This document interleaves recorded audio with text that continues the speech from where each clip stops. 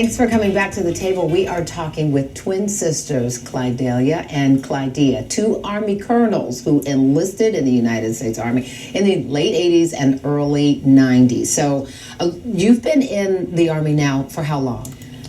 Okay, before we go into it, y'all, welcome back. Welcome back. I'm getting this from the Portia show. She only has like 5,000 subscribers, but I started watching this and I said, I got to say something about this. These two sisters here are remarkable. Two Fulberg colonels. If you know anything about the military, Fulberg, let me see, that's lieutenant, captain, major, lieutenant colonel. So they are 06s. This is the step before generals.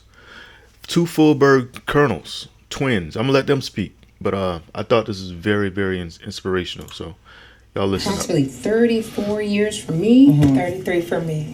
Twins. And just the list of accomplishments. There's not enough. Let me go back. Let me go back for a second. Let me go back. Late 80s and early 90s. So you've been in the Army now for how long? Approximately 34 years for me, 33 for me. Got it. Wow. And just the list of accomplishments. There's not enough, a talk show long enough. But let's just talk about some of the things that you have accomplished over these three decades. Absolutely. So I was, again, the first female and first minority cadet battalion commander of my school.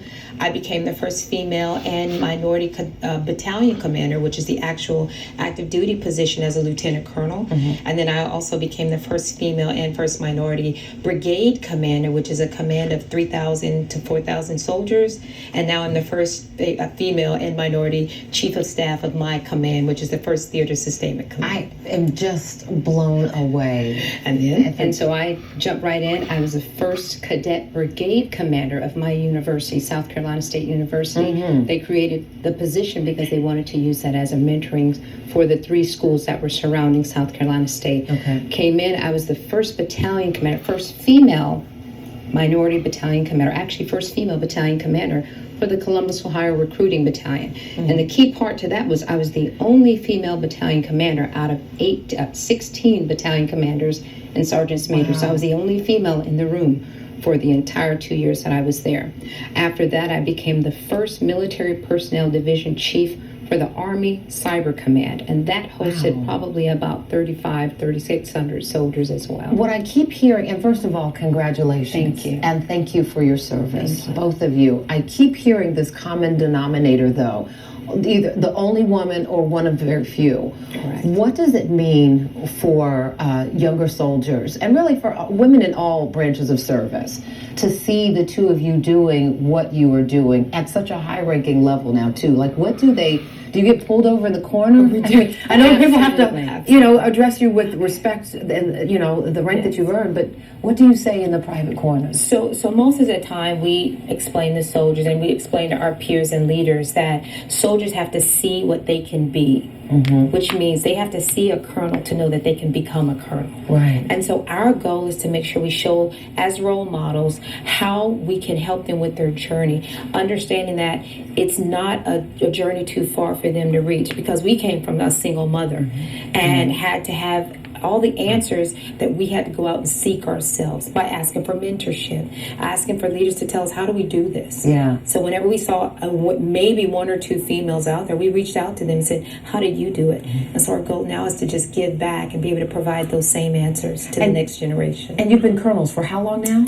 Gosh, since 2019. Wow. Yes, 2019. Both of us. Same. Wow, yes. That's amazing. Yes. But there are also, like so many women in the armed forces, you are mothers, you are wives, you have the balancing act. Yes. How do you do this? So that's one of the biggest concerns that so many people think about the Army, but it's not a concern for us. One of the things that we saw is we just ensured that our families understood that we are focused on them when we come home, but we understand the importance of being able to come out and actually hold the opportunity or the positions of leaders. And so balancing it was understanding our husbands, both of our husbands are veterans, right? Both retired Army, and then they understood the language, they understood the mission, they understood what the requirements were. When having a family, and we'll just share with you real quickly, so both of us have sons that are the same age, 24.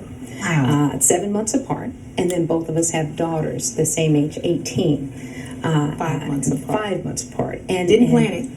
Of course not. Twins never plan to get pregnant the same, but you always do this. It's amazing. Absolutely. And the wonderful thing about that is because of the relationship that we have, the camaraderie between our children was amazing. They actually are brother cousins and sister cousins. Of is what we course. say. And I think it's important to point out, you two have never, well, you've been deployed in the same assignment one time, right? But the rest of your careers you have spent deployed either abroad from each other or, either the U.S. or abroad, right? And I'll tell you, the reason we actually ended up together was because I was married for 20 years and ended up getting a divorce.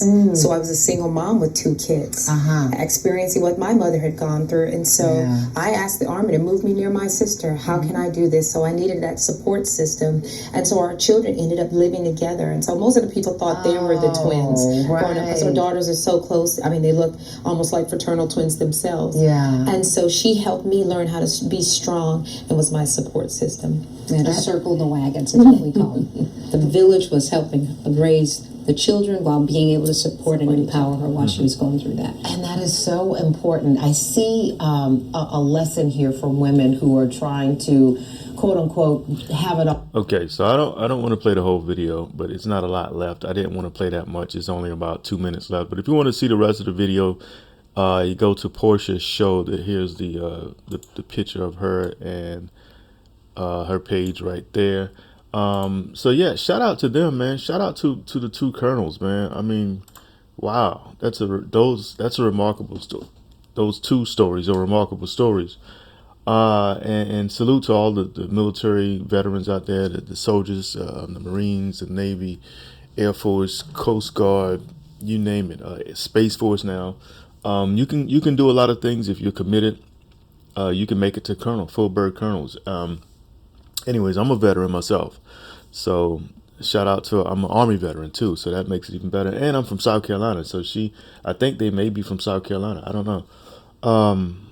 But anyways, that's all I wanted to show. I just wanted to show this inspirational stories. I don't want to hit you with something sad today. So that's all I got for now. Y'all be blessed. This is Anthony L. Kelly. Check out my other videos too, and subscribe to the channel. Hit that like, all that good stuff. Leave a comment. Till next time, this is Anthony L. Kelly. I'm out.